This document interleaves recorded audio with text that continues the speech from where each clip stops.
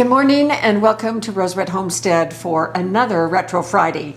And today we're going to be talking about solar cooking. The other day when I was going through some of the comments on our recent videos, one person said, Pam, you guys live in a place where the sun shines a lot. You need to do some solar cooking videos. Well, we've done some, but we started on some rather, and we've done a total of two, because I'll tell you what happened. This is our sun oven. This is one of the most valuable pieces of off-grid equipment that we own, and we have had it for probably 8 to 10 years. Before we started our YouTube channel, we had this, and I was already experimenting with solar cooking. This is a remarkable piece of equipment. We absolutely love it. It does a wonderful job. But the sad thing is, I checked on the current availability and it was difficult to find any place where they were even offered. So I'm not sure if you can get these. I did find a couple on eBay for in the $400 range, which is exactly what we paid for it 10 years ago. And it has been worth its weight in gold to us. When I started, I think I did a little piece of a video, and I can't find it. If anybody knows where it is, let me know what video it is in, because I looked for it for this Retro Friday and I could never find it. But I think I showed a little clip of this early on. And as a result of that video, we had some complaints that went something like, Pam, you always show equipment that is so expensive. Can't you show us things that we can use that don't cost so much? And that really hit me hard, because they make a valid point. The flip side of that is that there is just some equipment that does cost money that really is worth it. And so I quit showing videos using this solar oven, but I can tell you that we have cooked many things in this solar oven. The most important thing that I want to be able to cook for my family, if the grid goes down long term, is bread. Bread can sustain life if it is made with the right recipes, and we have a ton of really good recipes that would be life-sustaining with just a few other additions. So this bakes a pretty good loaf of bread, but I don't have a video of that I can show as a video attached to this video. So last week, I just decided I'm going to go ahead and show making bread in the sun oven. Even though this is a $400 piece of equipment that we've had for 10 years and love, I'm going to show it anyway. And then the other two videos are of something else that I will show you in just a minute. First of all, I want to show you how this sun oven and any sun oven works. And by the way, there are just dozens and dozens of newer types of things that are available for solar cooking that were not available when we bought this. And so this has probably been taken over by other things, but I could not find one piece of equipment that was a good-sized oven that would allow me to bake bread, and that's what I cherish. So that's why we're keeping this and not going to the more newfangled things. The newfangled things are tubes. And the tube is set out in the sun on a stand, and then there is kind of a screen behind these that you aim at the sun, and the rays of the sun are focused on the tube. And one tube was big enough that you could make a baguette. Well, I'm sorry, baguettes are not what I want for bread for my family necessarily. They would work. So as you consider beefing up the possibilities for solar, if you live in a place where the sun shines, then you might look at some of these new things and do some research on them. Now, there are some misconceptions about solar cooking. A lot of people seem to think, including some of our government officials, which drove me nuts, that solar isn't good in the wintertime because it's too cold. Well, that's a huge misconception. Solar cooking, solar gathering the heat from the sun does not depend on the ambient temperature of the air.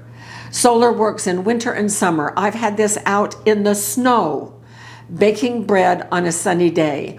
All that is required is a pretty clear day. I've even done some cloud cooking, as you will see in one of the videos that I'm going to attach, and we had some success with it. So the way that this works is And Jim is off the camera. He has some ailments that are going to be corrected in a couple of weeks, and until then, he's not doing very much standing or very much eating. He's on a special diet, and we're just hoping everything will work out in a couple of weeks when he goes in for some repairs, I guess we can say. So I can't show you necessarily the inside, but you can see that the inside is painted dark. There is a glass cover on the top, and then there is, it's all painted black on the inside. The cooking pot is placed on a hammock on the inside that can swing according to what the level is. It has an adjustment in the back that will allow you to tip it up or lower it depending on the angle of the sun.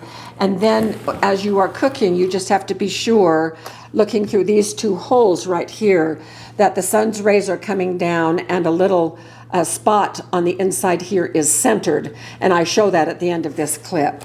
So then these are the sun gathering fins.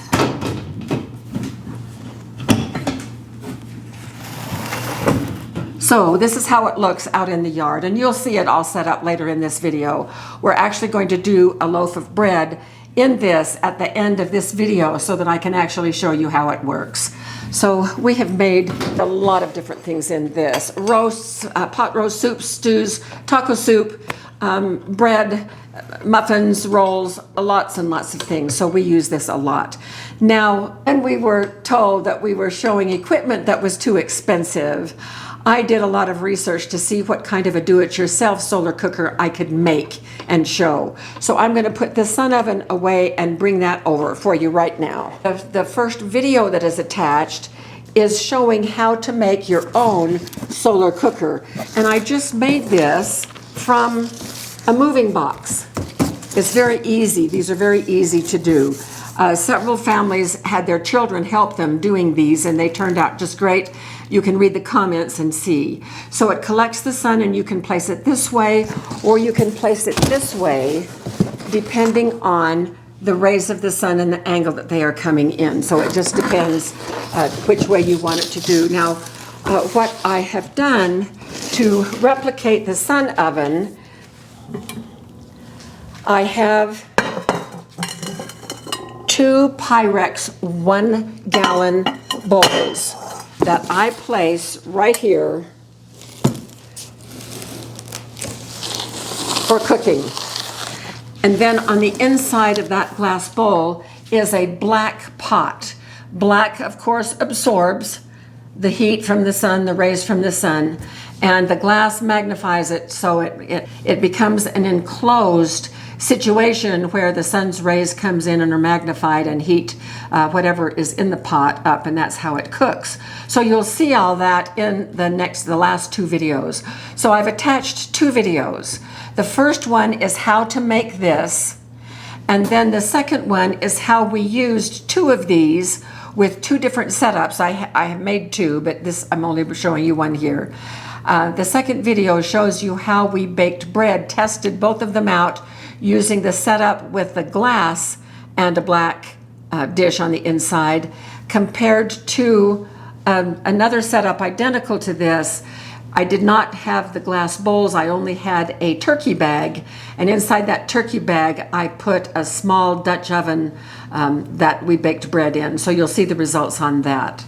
Now, if there is an interest in showing more cooking in our sun oven, the big sun oven, where we can show you things like main dishes and desserts and things like that, please let us know in the comments if you are interested, and depending on that interest, we may or may not include more videos about cooking in our big oven. If you want more on this DIY, do-it-yourself oven, let us know that as well, and we will include more videos on that.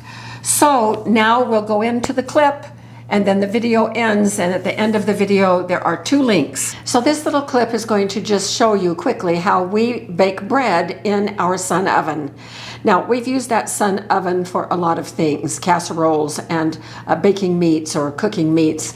I can usually only get it up to about 350 degrees because of that, not just the elevation where we are, but also the latitude where we are. We're at approximately 42 degrees north latitude, and so the sun is coming in at about a 40-degree angle, and so it doesn't get as hot as sun ovens would at other places, but it works just fine for what we want.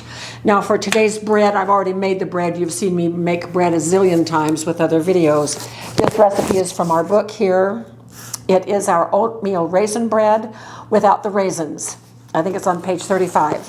I just shaped it so it has to rise. When it has risen, I am going to brush it with milk to help it brown in the sun oven. The baking bread in the sun oven doesn't usually produce a browned loaf so much. But if you brush a little bit of milk on it, then it helps with the browning effect. So we're going to let this rise in the kitchen until it's ready to go, and then we will take it outside and start making it in the sun oven, and it always takes longer in the sun oven. Right now we're going to go out and take a look at the sun oven. I'm going to show you some of its features, and then we will be waiting for the bread to rise and get ready to put out there. So I'll meet you out at the sun oven. So here we are out at the sun oven, and we're at a spot in the yard where it has clear view of the sun, except it's been out here in this position for about an hour, and it has moved away from the most direct line.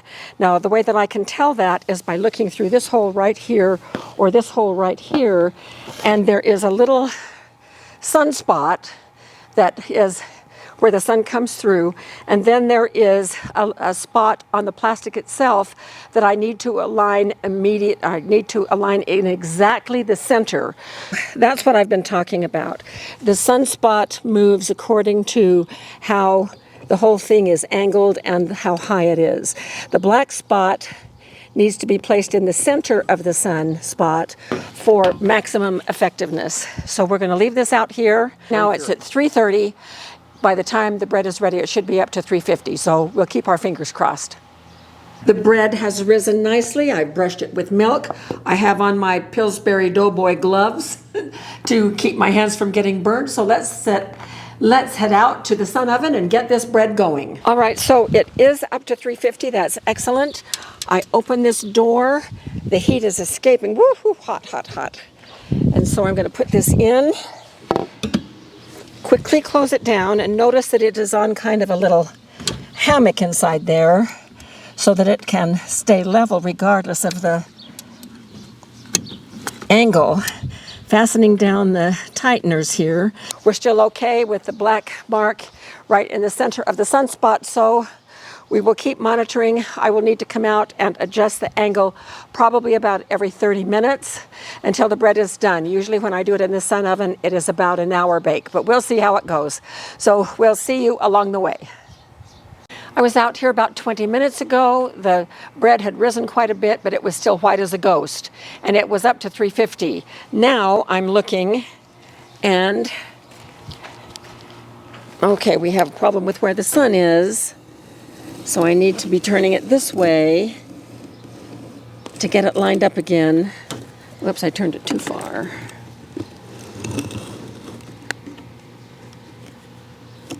And it needs to go down, actually, but I'll do that in a minute because we're going to check it for a temperature to see if it's ready to take out. Now you can see the steam. There was no steam when I checked it 20 minutes ago. And it is browning.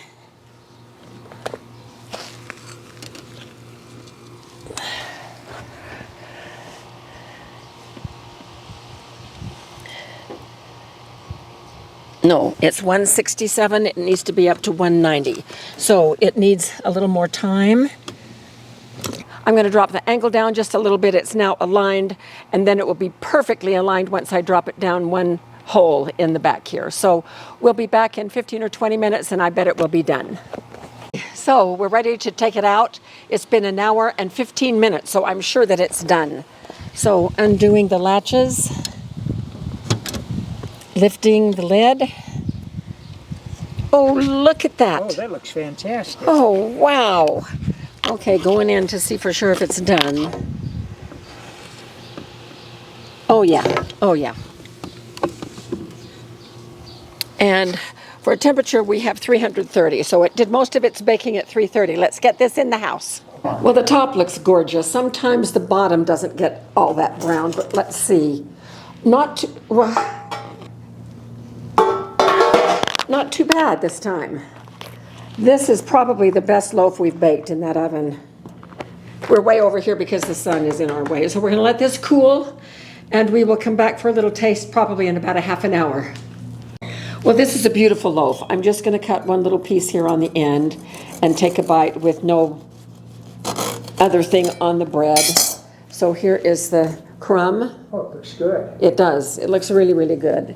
And it looks just exactly like, I mean, I've made this particular recipe dozens and dozens of times, so just let me take a taste.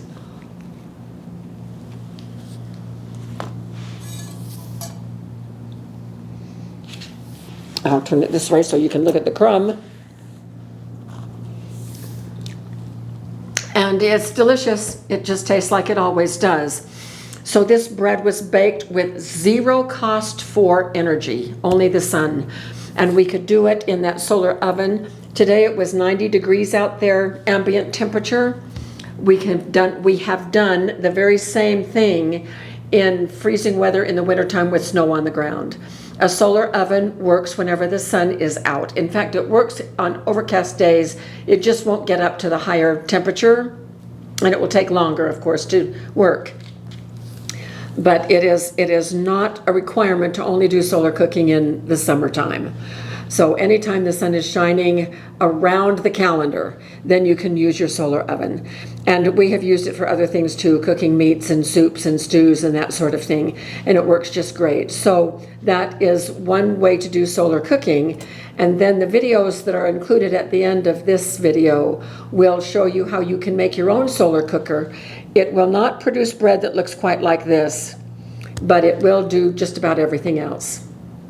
So thanks for watching, and we hope that this was interesting to you, and we will wait to hear from you to decide whether or not we're going to be showing new videos on solar cooking. So we will see you very soon for more videos.